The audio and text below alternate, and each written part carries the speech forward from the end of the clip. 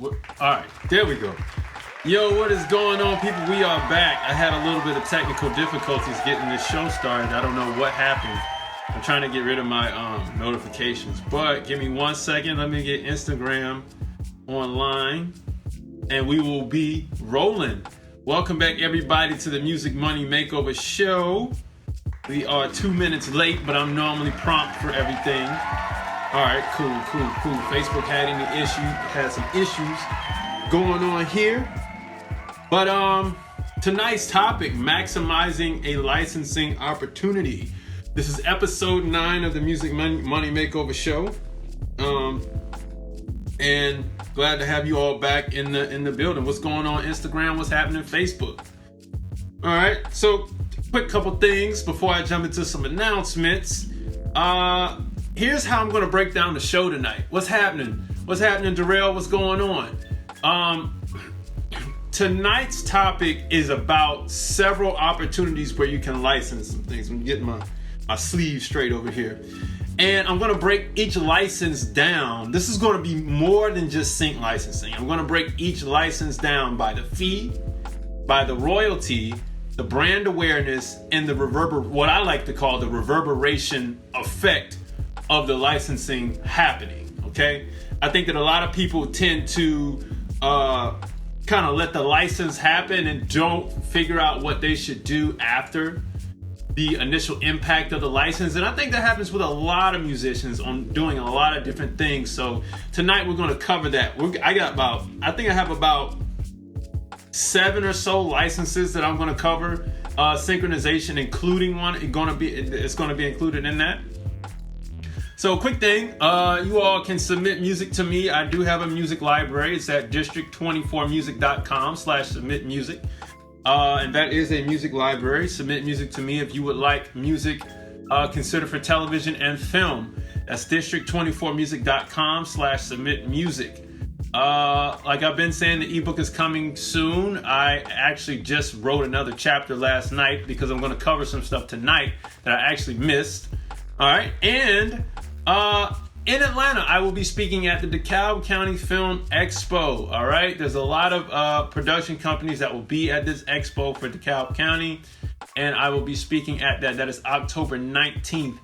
In the notes after the show, I'll have the link for it so you all can get tickets for the expo. So look out for me there, October 19th at I think it's going to be at the North DeKalb Mall. So I'm going to have the expo there. I'll be there speaking about music licensing and getting your music in television and film. All right.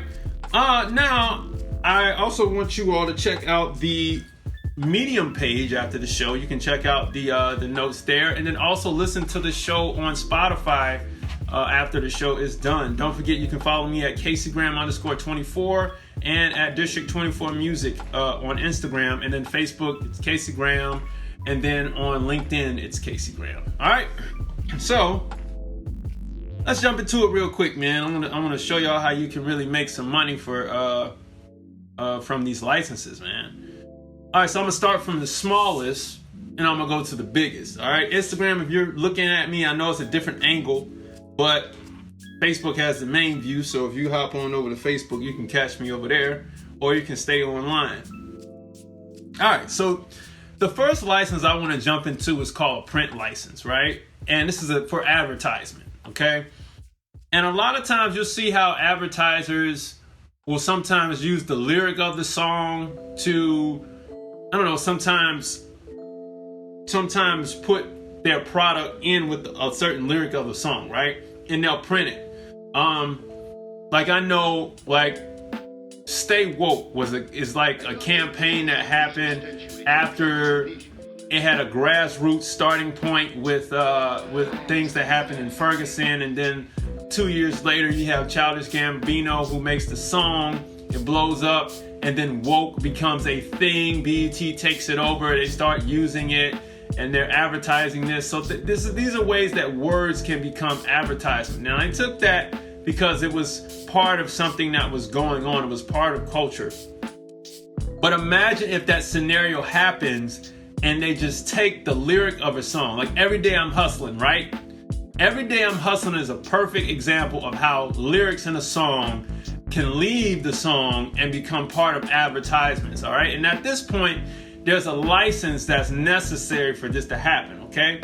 Now, the fee for this type of license, it's kind of negotiated up front, right? Because nobody knows how big or how vast, the advertisement will be or the print campaign will be, but it can be some nice figures, right? Somewhere in the 5-figure range, depending on if it's going to be local or if it's going to be national or whatnot. All right. So, at the same time, clothing companies can license your lyrics to put on clothes all day. Every Day I'm Hustling is a popular phrase. Rick Ross made it popular. Or like, for those of y'all who watched The Breakfast Club, when Birdman was on there, and what was the thing Birdman said on The Breakfast Club? Is y'all tired or is y'all done? No, it was something else. I don't know, but Birdman said something, and he said that, man, I should copyright that, and then he made t-shirts out of it. Like within roughly a week, there were t-shirts made out of the lyrics. Okay, now granted, those are his shirts. I'm quite sure that he copywrote the phrase. He had the phrase copywritten. So he didn't really have to worry about a license there, but because he did that, he protected himself. Bling bling, like Cash Money came up with it, and then people ran with the phrase bling bling, and bling became something that was culture at that point. Everybody started using it. Okay, but I remember Birdman and Slim saying, had they would have known, they should have copywritten the phrase, and they didn't. But if they did, they could have licensed it out so many times. All right. Now, these type of print licenses don't produce royalties unless they're on products. But if an advertiser says that, hey, we want to use this directly in an ad campaign, then they will have, they'll have some form of royalty or fee that will go with that, but not directly in print. But if it's clothing or something like that, they will have that there. All right. Brand awareness. It creates tons of it. Okay. Tons of brand awareness. It will do that. All right. It's just depending on the scope of use. And you got to look at that, So if they're going to print Every Day I'm Hustling, and the song, let's say, has already wheels, it's taken off already, and then you see Every Day I'm Hustling come out for an AT&T commercial, well, then it's going to blow the song up even more to its cultural, I don't know what's the word to say here. I don't know if appropriation is the word to say here, but it's going to give it it's going to balloon it more, okay? And then because that happens, because the phrase gets bigger than the song, it ends up staying in people's minds, okay? So that's the reverberation effects of a print license happening, all right? So if we look at it from an advertiser standpoint, that's one way. But then when we switch to the music itself, it's a lot less, it's a lot less, what's the word to say with it? It's kind of minute, right? Because when we look at sheet music, the fee up front is going to be very small, if any. And then the royalty on the back end is just going to be from the sales price of the book, of the song book or tablature, whatever it is that it's in. It's not really going to create much brand awareness, and it's not really going to reverberate much into the universe out there beyond people who really love to play sheet music, okay? But you take those same lyrics and you turn it into an advertisement, and it's, it just depends on how much is spent on the campaign. It can really get out there. So as I go through these licenses, I want you to understand that the fee, the royalty, brand awareness, and the reverberation effect of what happened is all based on how you use those things to capitalize on the license that happens, okay? So, and I said, I got 9 of these. So the next one I'm going to jump into is transcription license, okay? So a transcription license is the form of permission that I'm reading this, actually. This one I'm definitely reading from because I thought this was interesting. Most people don't know about this, but it's actually out there. Basically, it's a business-to-business transaction of music, right? made products containing music that is not for the general public's private use. So like if you bought a CD, it'd be for your private use. But if you did music and it was for like a radio theme, or it was for radio advertisements, or it was background music for like The Office or something like that, that's still considered some type of license there. Now, again, these fees, they're not that high. I got some high price stuff coming, but like this is still another license that can just so happen to take something off. You never know who's going to be somewhere Shazamming something, okay?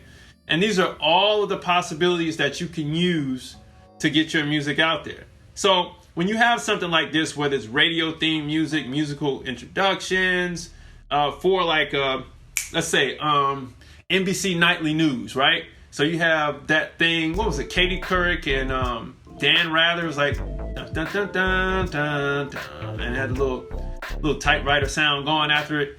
That music, right, on television will generate a performance royalty. On radio, it will generate that because they would simulcast that or take it and put it in certain talk radio stations in certain markets. So you're going to generate royalties off of that. Like I said, now the fee is not going to be that high up front, but on the back end, you'll get something for that, okay? Now, let's say if you take music and you put it in offices, like the lobbies in offices, or hotels, retail music, chances are there's not going to be any upfront fee. But when you talk about where you're listening to things at, like I always love to mention H&M and Forever 21, they got a hot playlist going. And if your music is jumping in there, especially on a Saturday, people are going to want to know what that song was. And they're going to Shazam it, and they're going to come find you looking for you. Let alone if you have supervisors that just so happen to shop at Forever 21 or H&M, and they want to know what that hot song is that they heard, they'll Shazam it and save it, okay? But, like I said, no fee, generates a performance royalty, and also a digital performance royalty as well. Got my Sound Exchange check sitting right here, so I'll talk about that later in the show. And brand awareness, subliminal. For your branding is very subliminal. People might not even know, but if they hear it enough and your publisher works the song enough through these channels, they'll get it. You know, people will say, hey, I heard that somewhere. Right? So it'll take a while on this. All right? Same thing for the reverberation effects. Very low, slow, but it's steady. All right? So, and I have here, and you can see in the notes after the show, it's very much the equivalent of an email blast. Like, it's like how many people will inquire about what they heard, and most people don't open their emails anyway. It's like people who try to generate an email list now, but how often once you sign up for an email list, you may open the first 3 times, and after that, you don't open anymore. Like, you're done with it. So that's kind of how it goes.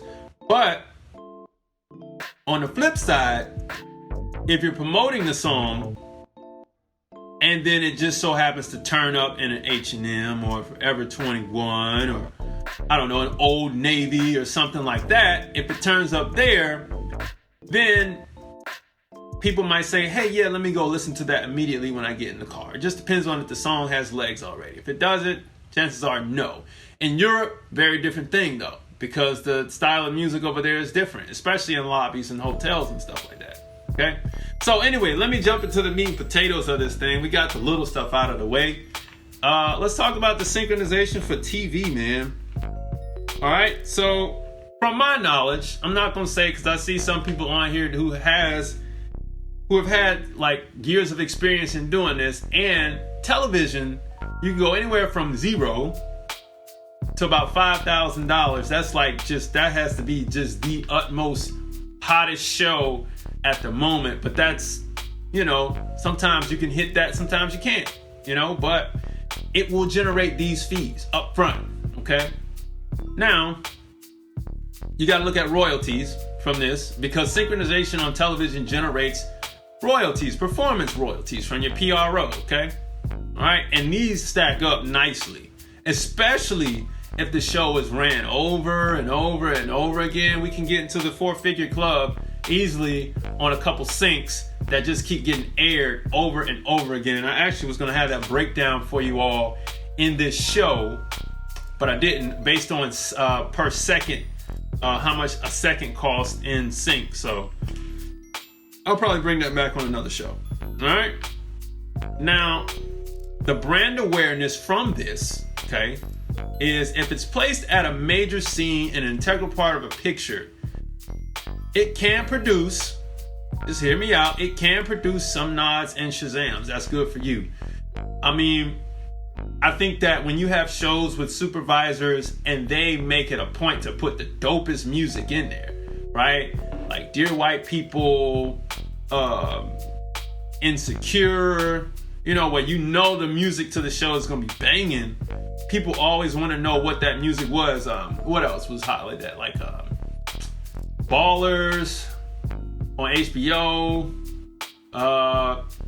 Back in the day, Entourage on HBO. These shows where you know it has like a hip undertone to it. Things like that. These types of shows will be great for sync because it goes back to the point where you may see some people Shazam it and then they'll show up in the comment section on YouTube saying that, oh, this show brought me here. Okay? So television synchronization done right, especially a full song in the right spot at the right time, can bring huge amounts of brand awareness to you. And the fact that if someone finds out about this song from the show, then they'll say, oh, I remember that song. I remember I first heard that song on that show. So they'll always, when they hear that song, they'll think about when they first heard it. They may add it to playlists after the show and all this type of thing. So having your ducks in a row, once you have these licenses and these synchronizations, prove well for you, because now you can capitalize on this thing. All right. Now, after I go through all these licenses, I'm going to tell you what you need to have to truly capitalize on this stuff. So let's keep going. Now let's move into a theatrical sync. Okay. So we're not even going to start at 0, even though it depends on the deal that you negotiate.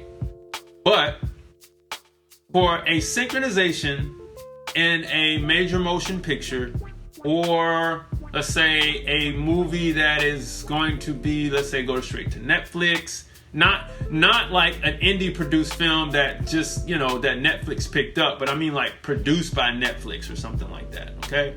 We're going to go from the point of about 2000 on up from there. All right. Now, movies can start at around the 4,000 mark and go up at that point. And the royalty from it, you'll get a performance royalty from the theater itself. So being in the theater, you'll get a performance royalty there for however many times it is shown in the theater. Then, in that same synchronization deal, you will work a deal out with the production company to have your royalties come from television as well. All right. So then you're going to get a performance royalty from there. And then also, this is kind of off the ticket of the performance royalty, but you'll generate another royalty if it goes to Blu-ray and DVD. And all of these will be packed into the same synchronization agreement. Nowadays, they don't really separate everything, but you know, back then they did. But now they kind of pack everything into the same agreement. All right. And so you'll generate a royalty off of the Blu-ray, the DVD, and whatnot. All right. So let's talk about the brand awareness of this particular deal here. Okay. And if you all have questions or comments or concerns, you can go ahead and throw them in the comment section. But the brand awareness of a sync on a movie is way more than TV. If you can just, right, especially if it's going to be a major blockbuster film. All right. Not just any film that just gets to theaters, but just a major blockbuster film. This is going to prove well for you. All right. This will generate tons of Shazams, inquiry. I can't even get my words right together. Anyway, bypass that. About your song, questions about your song, as well as it will lead to more syncs because it was in a successful project. Okay. So if one supervisor syncs this in a movie, then someone else will come in and say, hey, I want to put this in my show, movie, whatever as well.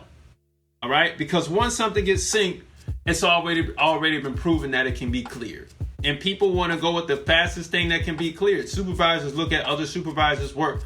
Okay. All right, so let's talk about the reverberation effects of this, okay? People will remember those pivotal moments where the song got placed. It's like that thing that just sticks in your brain. All right, and when that happens, you'll forever remember that song. Anybody who watches a film and it's like a tearjerker moment, or it's an emotional moment, or it just fits so perfect with the film, they will remember that. They'll go tell somebody else about it. Especially if they go do due diligence on your material and they check your stuff out, they'll go tell somebody else about it. All right, so movie syncs, man, like those are really good licenses there. All right, so now let's go to the granddaddy. If you thought movies were great, let's go back to the advertising world. Now, these fees for synchronizations and advertising can move well into the 5-figure range, sometimes 6-figure range, depending on how big the campaign is. All right, it's usually a one-time flat fee. All right, like I said, hefty if national, but these things are much harder to acquire. They're not as easy as television, and they're not as easy as movies. I'm not going to say that movies are easy, but I'm telling you, like, advertisement syncs are not easy to get. But if you can get into that world and start getting them, it's going to be very, very valuable to you, because, man, if you get on a good advert, right, and it comes out and the campaign is big and it's huge, I mean, that is the equivalent of #1 radio airplay. Now, here's the drawback. Brand awareness. This is where we start to kind of kick this thing down. It's going to give you tons of brand awareness, but only if a significant amount of lyrics from your song are used. We're falling down the slope now, okay? I want you to be careful, because some listeners will equate the song with the advertisement if the song has not had a life of its own. Okay, so most people looking to get their music out there, let's say they get used in an ad. If the ad is bigger than your song, people won't remember you or the song. They'll remember the advertisement. And the advertisement will have a life of its own. And when it's done, your song will be done. So this is the reason why a lot of musicians don't like their songs to be in advertisements. Maybe instrumentals all day, yeah, but when you put the lyrics of a song in an advertisement and it hadn't had its own life, then the actual commercial will give the song its life. And like I said, when it's done, it's over with, okay? So, to add to it, the reverberation effect of it. Tons of people will listen over and over if it's placed properly. But that's only if the ad does well, right? Like, let's look at Arby's, all right? Most people don't know the Skrillex song that's in the Arby's We Have the Meats commercial. But it is a Skrillex song. I've never heard the song, okay? The dun dun dun dun da da da. Man, we know it for Arby's We Have the Meats. We don't know it for Skrillex. And that's what an advertisement campaign can do. It can squeeze the life out of your song. So you want to beware at this point. All right? But like I said, the fees on advertisement campaigns, especially if they're national campaigns, are hefty. All right? Anyway, so let's jump into the back end of this stuff. This is another license here. I talked about this a couple weeks ago. It's called a videogram license. And what it is it's the mechanical reproduction of a song attached to a motion picture. All right, so we have CDs and tapes and records, those are mechanical licenses where the music is attached to an audio medium. But then when we have to attach the song to a video medium, they're going to call it a videogram. Okay? It won't read that in the contract, but it will state that this is what's happening to your song. All right, and this, like I said, when this gets attached to DVDs, Blu-rays, DVDs, back in the day, VHSs, Laserdisc, all that stuff, this is what you're going to have in your contract, okay? The fee is negotiable. It's a flat fee for each round of pressing. Every time they have to press something, you're going to negotiate a fee for that set of pressing. The royalty is just a royalty of the sales, and that's actually the fee. They're not going to issue you a performance royalty on private use physical mediums that will display your song in a picture.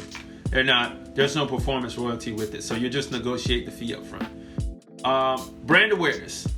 Latecomers to the film in question, but mainly fanatics of the film will be aware of your song at this point, or people who come to the movie later. And then the reverberation effect of this is just time release.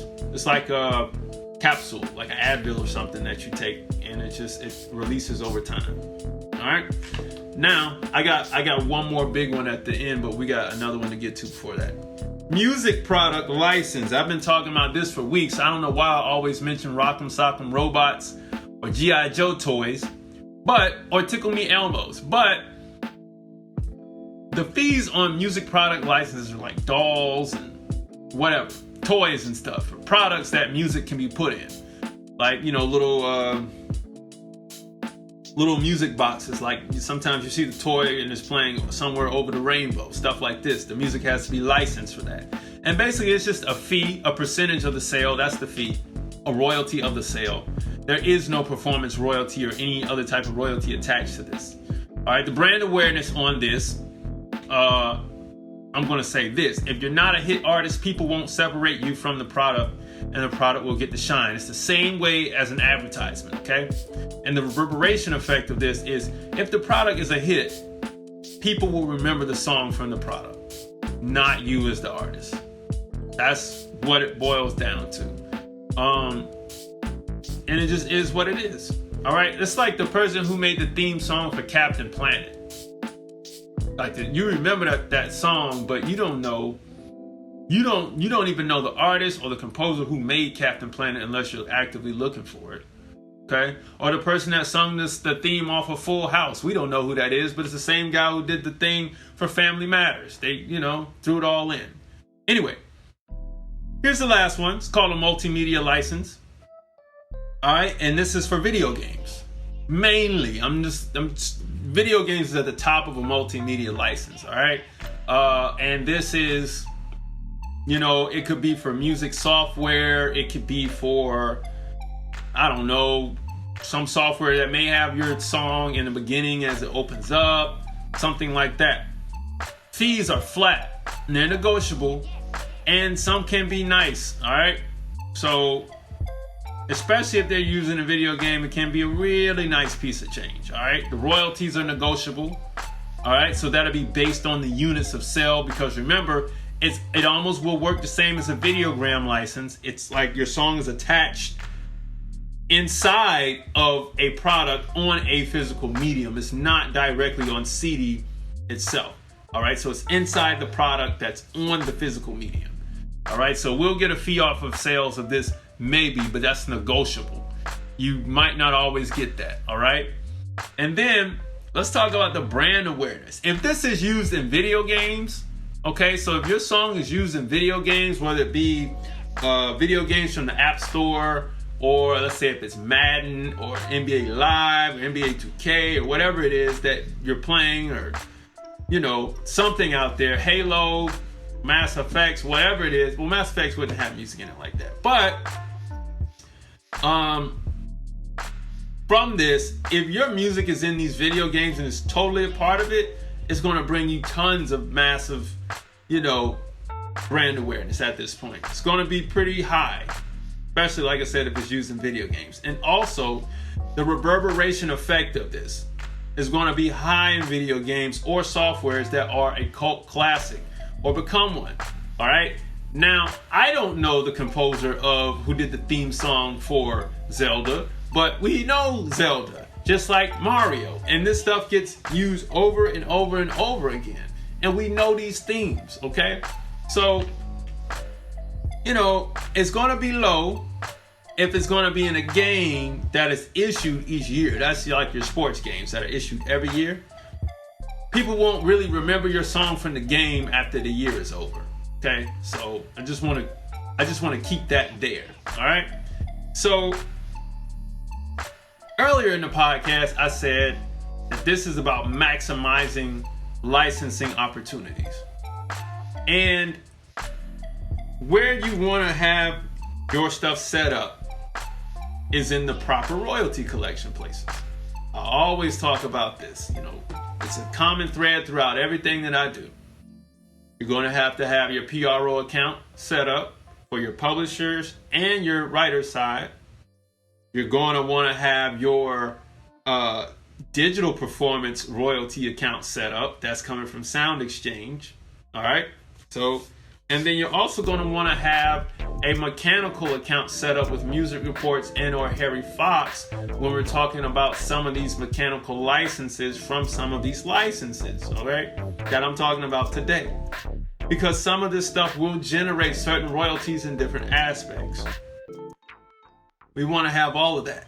Then we want to also have our music on a distribution platform that will get it to the DSPs, which is Apple Music, Spotify, you name it, Deezer, all this stuff, Google Play, Amazon Unlimited, all of this. Why do we want this? If our music is not placed right so people can have ease of access when they first hear it, then you're losing the maximization of the licensing opportunity.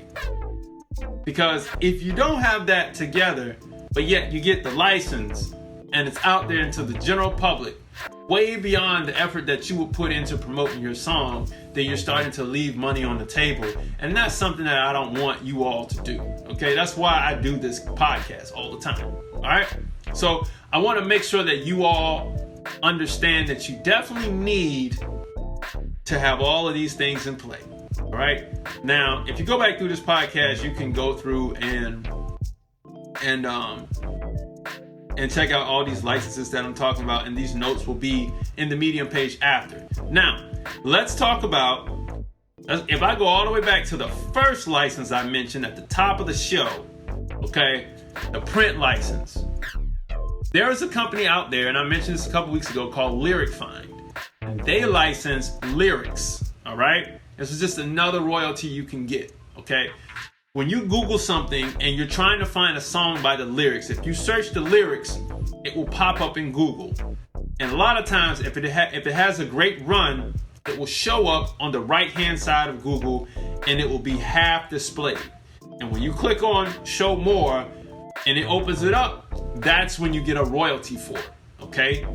Once it's shown, you get a payment for that, okay? And then, on top of that, if you're on Apple Music and you want to know more about a song, you want to see the lyrics, all you have to do is click the lyrics tab at the bottom, well actually the three dots on the bottom right hand side, and you'll see the lyrics at the bottom of that.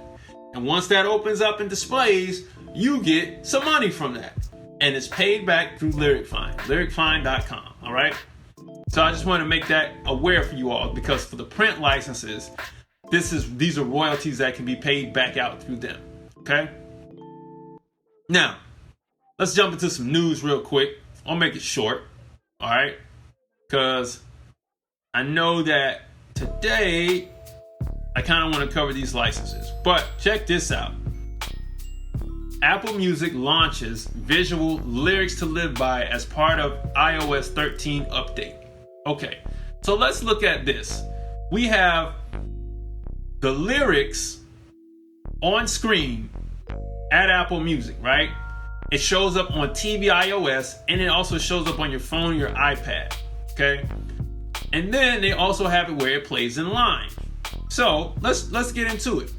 It's going to jump in at, let's say, the landing page serves to highlight a new feature in iOS 13 that offers karaoke-style live lyrics. As the song plays, the lyrics will highlight through the screen. Okay? This generates a royalty for you. How do you get that? Goes right back to Lyric Find. Okay? And because you have your lyrics registered on Lyric Find, then you find that you also give additional search engine optimization to find you. So that's the benefit of Lyric Find. And you get you get money from that. Like, all this money is out here for people to get but they just don't know it. It happens right under your nose, and all of this stuff is happening in the industry. So if you're going to be a part of this music industry, you want to definitely hop in and see where it is you can get all of this money from. That's the reason why I'm writing this book that I've been saying has been coming for weeks, right? Very simple. It's a simple, easy read, but it's going to tell you where everything is. That's the whole point. I'm not here to confuse you. I'm just here to tell you where you can go get all your money from. And I mean all of it, okay? So that's my mission. And that's what I'm doing with this. All right? So hey, you all, I know it's been a short show, but I am out of here today. Don't forget, you can catch me at the DeKalb County Film Expo if you're in Atlanta. It's going to be a lot of production companies out there for the expo. So come see me out there. I'll be talking about music licensing and film and television and how to get it placed. Listen to this podcast after the show is over, right? On Spotify, Breaker, Radio Public, Google Podcasts, etc. All right, and also submit music to district24music.com/submit music. That is the music library brought to you by me. And if you want to have your music considered for television and film, you can find it there. All right, don't forget, follow me on Instagram at CaseyGraham_24 and at District24Music, and on Facebook at Casey Graham, and then on LinkedIn at Casey Graham. That has been it for this episode of the Music Money Makeover Show. I will holler at you all next week. Until then, peace. I don't think he felt anything after the crash.